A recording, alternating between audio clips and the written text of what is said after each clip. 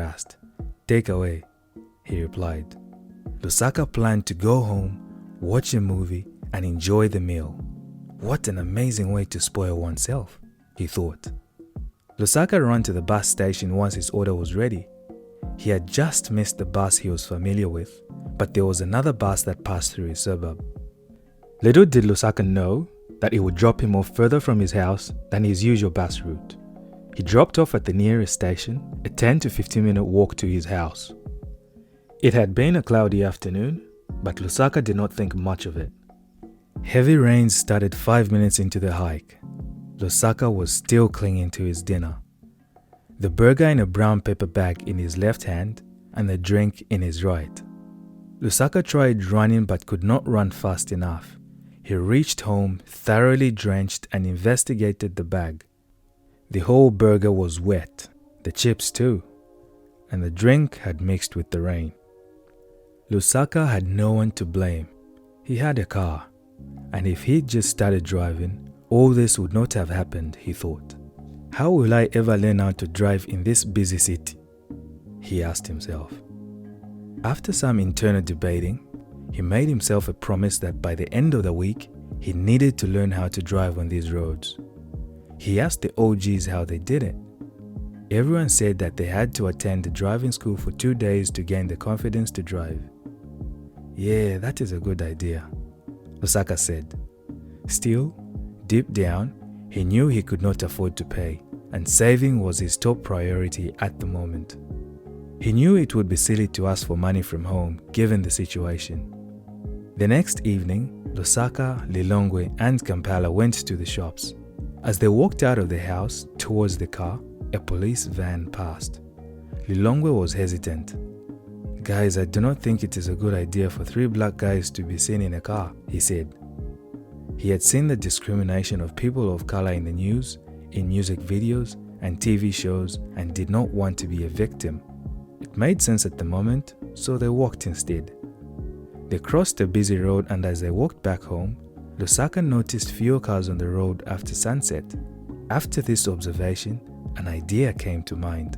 Lusaka realized he could start driving at night, get used to the streets, and build his confidence. That was it. He found the way. The boys got home, had something to eat, and around 9 p.m., Lusaka told his friends he had to finish up an assignment at school. He stepped out of the house, and for sure, the roads were quiet and empty. He put a full tank of fuel in the car, and off he went. He drove around following all the significant roads he could find. He did the same thing the following day, and he discovered that all the streets were connected. There were many roads, and they all led to the city. Some were freeways with a 100 km/h speed limit, others had multiple traffic lights, and some even had 60 km/h speed limits, which increased his travel time. This lesson would play a vital role later on in his life. Chapter 4. The Stream. Accept, achieve, assist, alleviate, accentuate. A few days later, he took Kampala and Lilongwe on a drive. To their surprise, he knew the city well and understood the roads and where they led. Kampala was curious. "How do you know all this?" he asked. Lusaka was proud. "I read the road maps and have a navigation system," he answered. Lusaka told his friends they needed to learn how to read the road maps, knowing that he had secured his spot as the driver. Kampala always loved such challenges and quickly volunteered to be the navigator. Within 2 months of being the co-driver and getting them lost multiple times, Kampala became an expert at reading maps. Other friends would often ask him to accompany them as their navigator.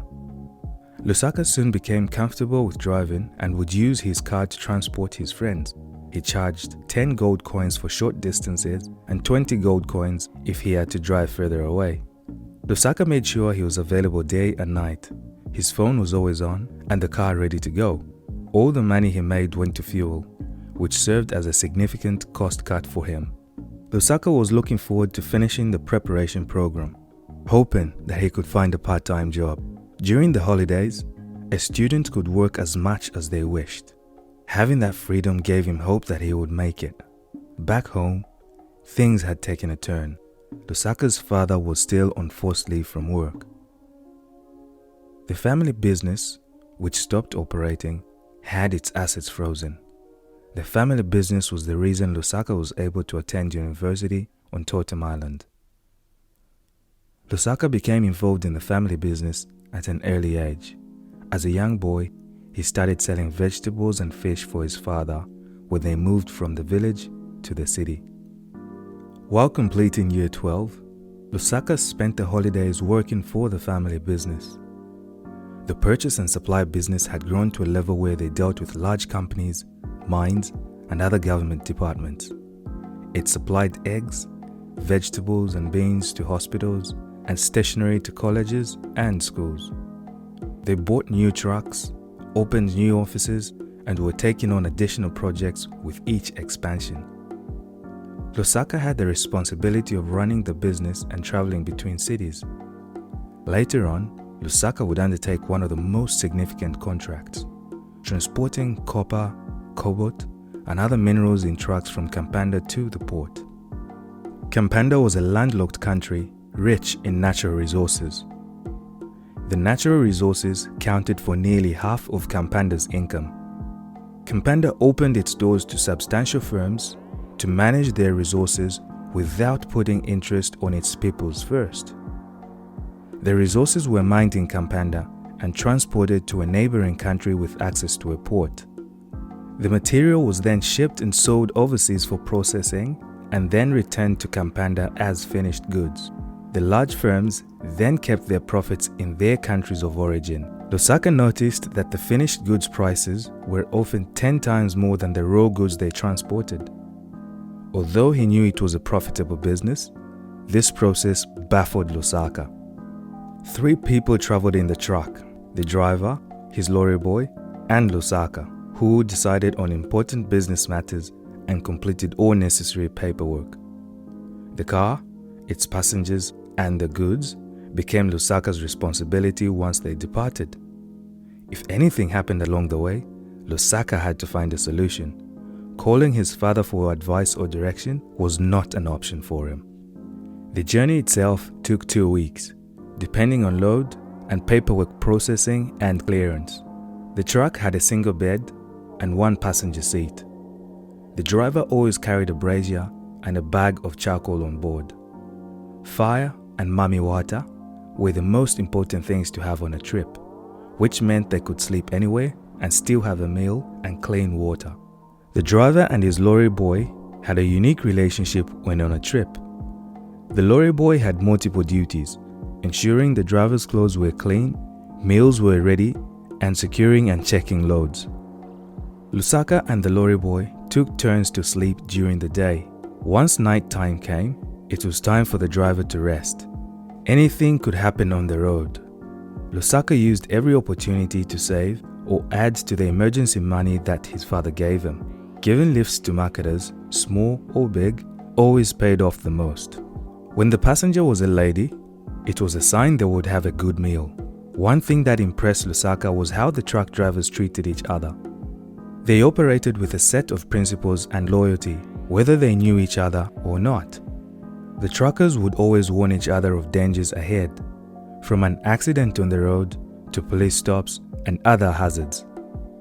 A trucker would never pass a stranded truck. They would stop, offer a helping hand or tools, and even diesel.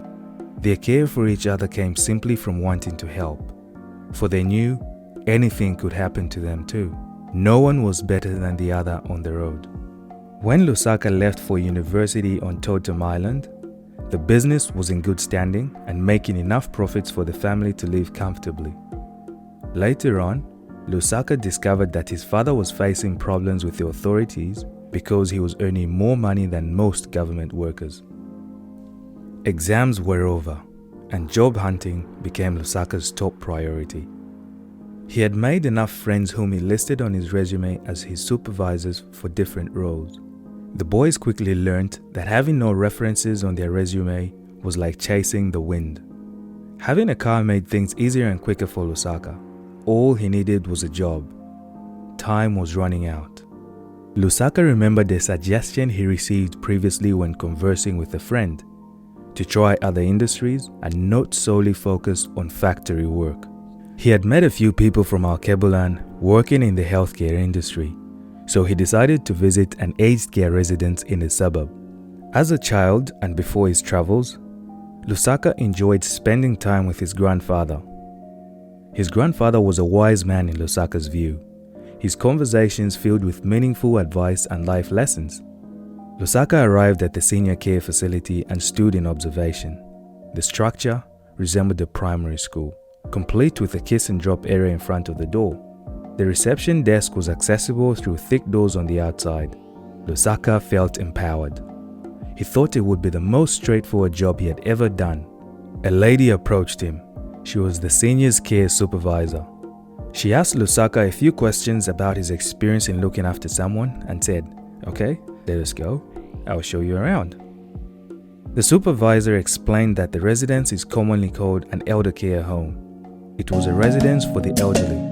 Some were ill, some were healthy, and others had no family to take care of them. So they depended on the aged care homes. Men and women playing board games sat in the elder care home's main space, while some were eating and drinking tea.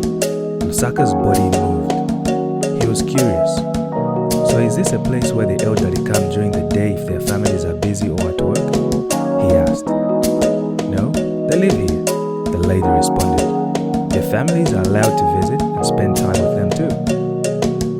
Lusaka's curiosity grew. He inquired further. How does the entire process work? The woman replied, once they reach a certain age or become ill, they rent a room in the elder care home and are cared for by the staff until their final hours. Once their rooms are empty, someone else will fill the space. Like a Final Destination, Lusaka thought. The same title as a movie he once watched. Some residents were fortunate to have their families visit weekly, while others only saw their families twice a year. Others were less fortunate. They were forgotten. Funerals for residents without family members were a sad occasion. It was commonplace for staff and other residents to bid farewell to the deceased and pay their respects. Lusaka had more questions, but he withheld them, seeing that the lady was not comfortable continuing the conversation. To change the topic, she said, we have a lot of friendly people from Alkebulan working here. You will like it. Lusaka answered her to show his interest in the job, even though something did not sit well in him. Heading back to the car, he took some time to absorb everything he had heard and seen. He still had a lot of questions unanswered. Lusaka's grandparents always stressed the importance of respecting one's elders. The elders where he came from were a treasure and source of wisdom. They shared their life lessons through stories to the young kids. They were community mentors and leaders. Lusaka thought of his parents and everything they had ever done, caring for him, providing for him, and protecting him. He knew he was a product of their hard work and sacrifice, and that his health and well-being were their top priority. The elder care home is a sad place to be, Lusaka thought. Is this the best way one can repay their parents? How would he enjoy life knowing he has let them down? He knew that how one cared for one's parents was indicative of how one treats others. He thought back to the lady's comment about fellow Alkebulans working at the nursing home. He recalled seeing quite a few from a distance. Lusaka's thoughts bothered him. Did I travel from Kampanda to care for old people while neglecting my own family? He wondered. He knew the job was not for him. He would rather return home than spend his time doing something he found no joy in. After this failed attempt, Lusaka directed his focus back to factories. He went from one factory to another, dropping his resume and asking questions, regardless of whether or not they were hiring. At his last stop, a tall, bald-headed man with tattoos all over his arm approached Lusaka as he walked out to the reception area. "Mate," the guy shouted. Lusaka instantly thought he was in danger and looked around for something he could use to defend himself. The guy came closer and offered Lusaka advice. "Mate, No one will hire you straight away, he said. Factories like these use recruitment agencies. Lusaka then remembered hearing about agencies before. Still, the process was foreign. He thanked the man and stretched out his hand for a handshake. He thought the guy was generous. He had told him the truth without feeling sorry for him. The following day, Lusaka went to numerous job agencies and dropped off his resume. This time, he knew he had to sell himself. He was a hard-working man who had a car and was available to start as soon as possible. This was a perfect moment to use a stereotype that people from Alkebulan were solid and hard-working. Days passed and Lusaka had not received a single call. There was nothing Lusaka could do to hasten the process. Lusaka learned that he could call in and provide his availability for upcoming jobs once the agency had you on its list. But to do this, he first had to be known and registered by the agency. A few days later, one agency called him in for an interview for later that day. He looked at the fuel gauge in his car and it was empty. Lusaka put together all the coins he had but came up short for a return bus ticket. Regardless, Lusaka decided to head out for the interview. Lusaka arrived at the office right on time. He sat down in the reception area and the lady emerged from the office. "My name is Brisbane," she said. "Would you like some coffee or tea?" Lusaka was still feeling sweaty from all the running. The last thing he wanted was to drink tea or anything hot. "I would just have a mami water, please," Lusaka answered. Brisbane asked him if he had his own car. "Yes," Lusaka replied, hoping she would not notice his sweating. "I did not have enough money for street parking," Lusaka explained, "so I parked a few blocks away." Lusaka could tell by Brisbane's facial expression that she had bought his story. "When are you available to start?" she asked. Lusaka tried to keep his calm and not become emotional. It was the first time being asked that question after months of job hunting. Knowing this was a one-time opportunity, Lusaka answered, "I am available to start right away." Before Brisbane could ask another question, her phone rang. Lusaka surveyed the office and noticed a whiteboard on the wall behind Brisbane. It had a calendar with names on it. That must be the timetable of workers, he thought. Upon paying attention to the names on the timetable, Lusaka noticed familiar names of people he knew and was found with, yet no one had mentioned anything to him or his two friends. Brisbane hung up the phone and asked Lusaka if he was available that afternoon. "Yes," he answered quickly. "Excellent. Can you be there in 2 hours?" Brisbane asked. Lusaka was overjoyed, knowing that it was too late to back down now. While running to the bus, Lusaka devised a plan. "I need to make a good impression on my first day to earn Brisbane's trust." After the meeting with Brisbane, Lusaka quickly rushed to the bus station. "Morning," the bus driver said. "Good morning," Lusaka replied and asked for a single-section ticket. "Sure," said the driver. "That will be 3 gold coins and 10 silver cent coins." Lusaka reached into his pockets while looking at the nearly packed bus of people. Deep down, Lusaka knew the coins would not be enough. He had hoped to use the same ticket he came with, but it had expired. He put together 2 gold coins and 90 silver coins. Lusaka rechecked his pockets, hoping the driver would say it was okay and let him on. "Sorry, you are 20 cents short," the driver said. Lusaka felt like the earth could open up and swallow him whole. As he turned toward the exit, a woman's voice echoed from the back of the bus. "Here, I have 20 cents. He walked to the lady and thanked her for her help. She smiled. "You're welcome," but she did not understand what she had done. A thank you was not enough. Lusaka hoped that she had seen the joy in his eyes. The job was at a newly built beer factory. It was a small facility with a few machines designated for labor hire workers. The factory operated on a 24-hour schedule. All shifts were 12 hours long.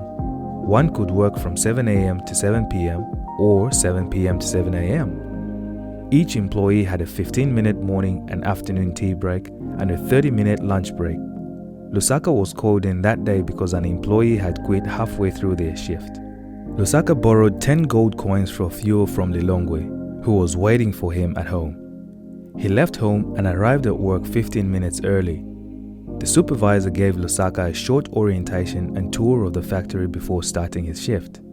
His job was to prepare and stack pallets of drinks for delivery. Brisbane had told Lusaka that management often requested workers they saw potential in. All Brisbane could do for him was to send him there. The rest was up to him. Lusaka worked for 10 hours straight without any break. He had not realized that both he and the factory needed each other. The next day, Brisbane called with a 7-day timetable. She asked Lusaka if he preferred the day or night shift. Lusaka picked the night shifts because it was less managed and supervised, which made the job less stressful. The job involved heavy lifting and repetitive bending, which quickly tired people out. The 12 hours outside of work revolved around dinner preparation and sleep. Lusaka had to make the best use of the 12 hours he had in between shifts. He would prepare dinner and go back to work. The following week was pay week. By this time, Lusaka had not told his parents about his new job yet. He wanted to surprise them. He used his first salary to pay his rent, send money to his father, and add to his savings. Lusaka had not felt this joy since he left Kampanda. It was a glorious moment that only lasted a few hours. Lilongwe joined the factory 2 weeks later. Lusaka was delighted. The two would chat throughout their 12-hour shifts and time their breaks to help each other out. Sometimes, one could get an hour's sleep to rest while the other worked for both and operated their station. A week in, with their backs aching, Lusaka started the conversation to move on to a better job. Lilongwe agreed. Lusaka told him about the factory they saw with Kigali. The boys would spend their working hours imagining how their lives would change with that new job. The boys were 3 months in, and the money no longer motivated them. Their bodies were tired and sore from the lifting and the long shifts. Lusaka and Lilongwe both knew this job would not be practical once they started university, even though they needed the money. That thought was still at the back of their minds. By this time, the boys had become familiar with the factory workers and brewers who would ask them to taste the different beer strengths. They mentioned that the factory would be installing new stacking machines to speed up delivery times. Lusaka and Lilongwe took this as their cue to find the agency that represented the other factory. Later that month, a major investor of the beer factory had a scheduled inspection day. The supervisors asked the night shift staff to stay back for cleanup. Lusaka and another employee had to paint the wall using oil paint. After painting for 3 hours, break time came. Lusaka and the partner left their working space, each thinking the other had closed up the paint bucket to stop the paint from drying out. Summer days on Totem Island were hot and humid, and on that day, it was scorching. Lusaka and the partner returned to their task and found that the paint had dried in the sun. Neither of them had closed the lid. Word reached the supervisor within a few minutes. The supervisor fired the boys immediately, giving them 10 minutes to leave the site. A month later, Lilongwe was fired after the stacking machines arrived. Lusaka started job hunting once again. This time, he had more experience. He set up his mind to focus on the agency that worked with the factory he saw the first time. Lusaka drove to their offices every day. He would ask if they had any openings at the factory or whether it was possible to get in touch with someone who managed the factory. He was running out of time. Lusaka was set to start university once the exam results were released, so he needed a stable job with shift flexibility to fit his study timetable. Lusaka needed to remind himself why he came to Totem Island. Being the first person in his family to attend a university outside of his country came with its pressures. Everyone's eyes were on him, and every parent used him as an example for their children to follow. He could not lose sight of his goals. From time to time, Brisbane would call him for 2-day shifts. Although it did not guarantee long-term employment, Lusaka was still grateful. One day, he received a call from the agency he was chasing.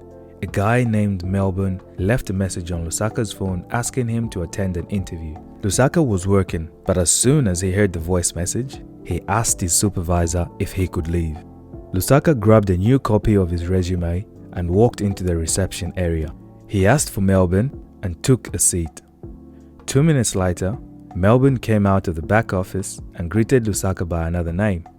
Without correcting him, Lusaka followed Melbourne into the office. Melbourne opened a file with several forms for Lusaka to complete. He asked Lusaka for his full name and address. Melbourne realized there must have been a mix-up.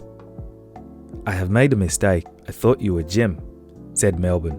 Lusaka smiled back, thinking of what would be next. This was an opportunity he could not lose. Thinking fast, he told Melbourne that he had also handed in his resume to the agency about a month ago. "I did not get any feedback. Here's my updated resume," Lusaka said, trying to disturb Melbourne's thoughts of confusion. "Since you're already here," Melbourne said, looking at Lusaka's resume, "we'll just go ahead with the interview." Lusaka was proud. Having an interview was an outstanding achievement for anyone looking for work with an agency. It meant he would now be in their database. All he had to do was notify them of his availability and wait for upcoming shifts. The recruitment agency sent messages with shift times, which the job seekers could either accept or reject. During the interview, Melbourne asked Lusaka to list 3 jobs he wanted in order of preference. First on the list was the factory Kigali had shown him the first time. He picked 2 other factories that also operated for 24 hours to make room for school and study time. The following week was Christmas Day. Melbourne mentioned passingly that it was the busiest time for labor hire because most people took time off to be with their families. Lusaka never forgot that, so he made himself available anytime, any day. Lusaka looked forward to the new job, picturing himself working there. His friends wondered why he was so excited when they were all spending Christmas without their families. The festive season was the saddest time for most students like Lusaka. Still, Lusaka was thankful for his friends. "I have you guys," he would say. He would not tell them about the job until he was sure he was hired. A day before Christmas, Lusaka received that call from Melbourne for work at the factory like he had imagined. The job was for a week, starting from 6 p.m. to 2 a.m. Like Brisbane, Melbourne also said that if managers liked him, they would request him again. Lusaka was calm and collected as he arrived at the factory. It was a place he had been to so many times in his imagination. It was like he had already worked there. Starting, Lusaka was partnered with an entire team employee who was kind enough to give Lusaka personality tours of each employee, including the supervisor. The supervisor's name was Darwin, an elderly gentleman in his late 60s who had been with the factory for over half of his life. Darwin operated on kindness. He loved teaching his employees and getting to know them. He never raised his voice and was happy to give people a second chance to learn. That evening, as Darwin showed Lusaka around, he asked Lusaka a few questions about himself. "I assume you do not have family," Darwin said, "seeing as you have accepted to work on Christmas Eve." "Not too many people like to work on Christmas." Lusaka smiled, explained that he was a student and had to take advantage of every work opportunity to save for tuition. Darwin nodded. "That's superb," he said. "Looking forward to working with ya." Lusaka could see, looking into Darwin's eyes, he meant what he said. "I am going to be here for a long time," Lusaka assured himself. "You're the man," imaginary fist bumping himself. Chapter 5. The Vegetative.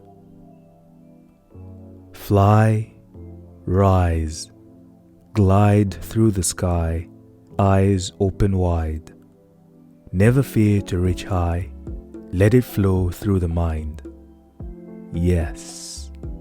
The exam results were released a few weeks later, and students soon received offer letters from the universities. Lusaka received 2 offers. He had been accepted to study engineering. He was overjoyed and in disbelief when he received his letter. He felt that he had accomplished something great. Somehow, he could not bring himself to enjoy his accomplishment. He thought of the tuition fees and his expenses. How will this be possible? How will I afford it? And quickly, all hopes faded away. Back at home, Lusaka had 3 young siblings who were advancing to high school. That day, Lusaka shared the good news with his family. Ndola asked him about the course fees. "My son," he said, "you have made us proud by getting this far. But it is also time we view the truth as it is.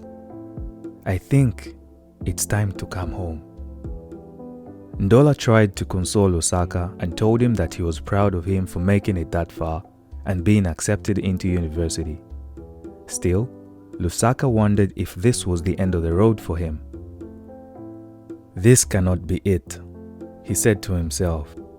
This was the best time in his life since he arrived. Things were just beginning to look up. Compared to the college, the university campus felt formal and cold. The campus was enormous. Lusaka looked around. Everyone he passed looked exceptionally smart.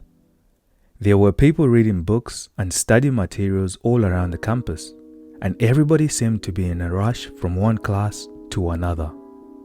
The university library fascinated him. It contained millions of books. The library was gigantic. It had 6 floors filled with books and computer labs. The building itself was as tall as most buildings in his country. Lusaka was amazed. As he passed through each library level, he knew that he could not return home just yet. Later that afternoon, Lusaka went to the admissions office to share his challenges and request assistance with his study. He met with a student advisor who asked him a few questions. By this time, Lusaka had learned to read between the lines. He paid attention to the things people were not saying. The advisor explained to Lusaka that the university could offer him a payment plan for his tuition. At work, Lusaka shared his challenges with Darwin. He told him that he was happy to take on extra shifts and stay at the factory for as long as needed. Darwin told Lusaka that he would get back to him once he had spoken to the manager. A few days later, Darwin offered Lusaka a permanent casual job. This meant Lusaka would be the first person to consider covering a shift. Things had worked out in Lusaka's favor. Even his thoughts of returning to Kampanda started fading. Lusaka's parents were his main inspiration to keep pushing through the challenges he faced. Ndola had left Lusaka and his mother in the village to study in the city. Lusaka's father too had faced numerous challenges as a student. Still, he kept his promise to return for his family and provide them a better life in the city, and was not just a big win for the family, but the community too, for they now had a place to sleep if they needed to visit the city.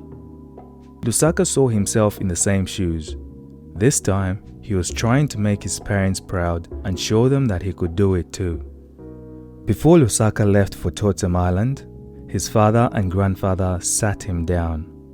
They asked him to study hard and return one day to better his community. Ndola promised himself to support Lusaka all the way through his studies. He did not want Lusaka to experience the same struggles he did.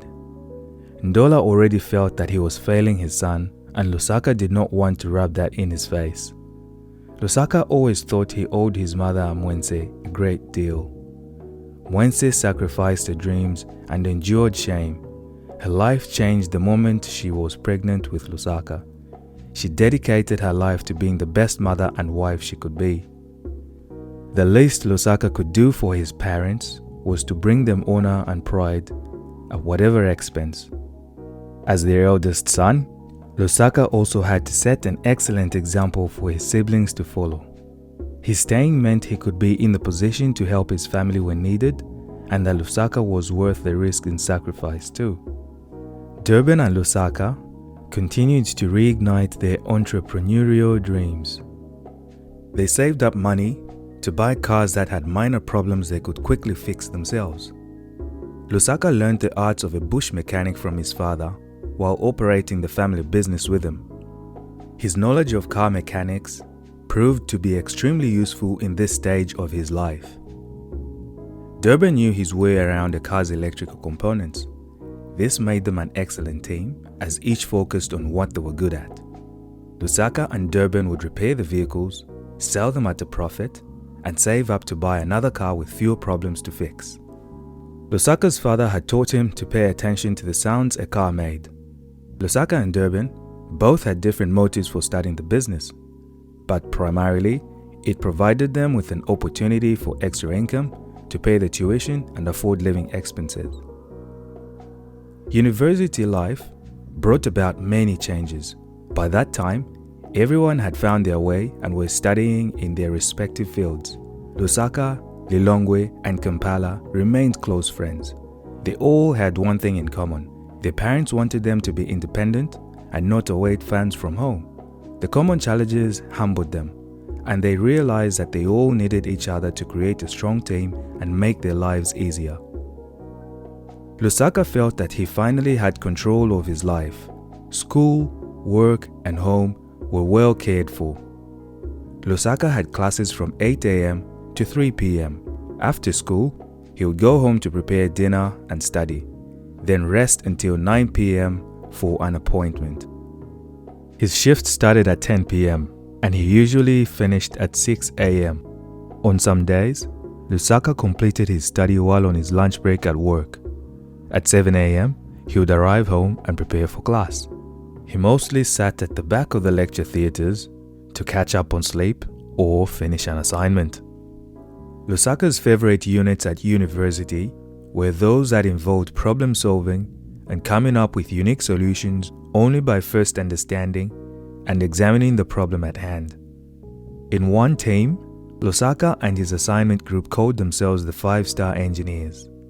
They were given a project to design and construct buildings and bridges. During this time, Lusaka learned essential lessons about structures and their foundations. He saw that the strength of a building lies in its foundation. A foundation's size, depth, and durability determine whether the structure it holds can withstand the elements of nature and human life. This explained why Totem Island had tall historic buildings that were still standing.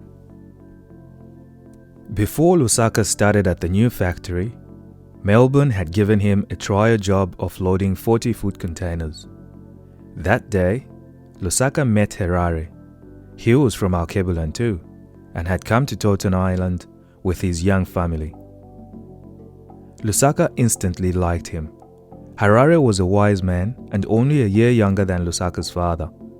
Their meeting would become an addition to the friendships Lusaka was building. Harare joined Lusaka at the factory and the place felt more like home, filled with stories and laughter. Lusaka found a friend and a man to ask for advice and assistance from when he reached the crossroad. Lusaka was thriving at work and developing new relationships. It soon became the place where he spent most of his time.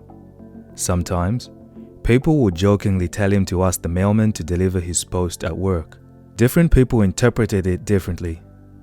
Some thought he loved money, and others thought he was crazy for always working. For Lusaka, the job served a bigger purpose, one he knew not everyone could understand. This job was putting food on the table and sending him and his siblings to school. Lusaka became committed to learning how to operate different factory machines to make himself more valuable in his work. He made sure that he was the first person the supervisors would call if any permanent workers were sick or on holiday. If they needed to train any new staff, Lusaka was the person to call. Even though most other people were not so keen on this, as they said, it was stupid to train the person coming after your job. One night, a new employee was assigned to Lusaka for training.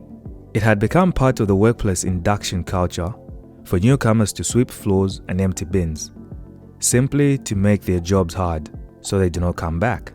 But Lusaka felt it would be unbecoming of him to allow someone twice his age to clean the floors. He asked the man to watch while he showed him how the job is done. After working together for a week, the man was moved to another side of the factory, and soon he requested the supervisor to push him back on Lusaka's shift. After getting to know each other even more, he became a man full of life. He had a way of telling stories, and he loved sharing business ideas. This caught Lusaka's attention, being that he loved doing business and trying out new ideas. Lusaka noticed that the man rarely talked about the what-ifs. He seldom imagined failure when talking about his future plans. He thought it was impossible to look at his current state. Nevertheless, this inspired Lusaka and raised his spirits.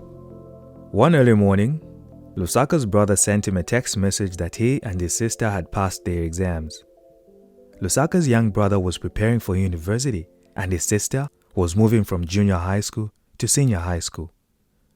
Lusaka was excited to hear that his siblings had done well, but he kept fearing that things were about to worsen.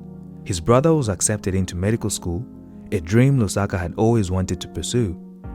"My brother has achieved more than I could in my dream of becoming a doctor," Lusaka thought. "Our family cannot have two failed doctors." And so, Lusaka went back to the university to ask for an extension on his payment. They agreed, so he could at least make it possible for his brother to start as they worked out a plan. Work became Lusaka's life. Nothing else mattered more than having enough money to cover his expenses.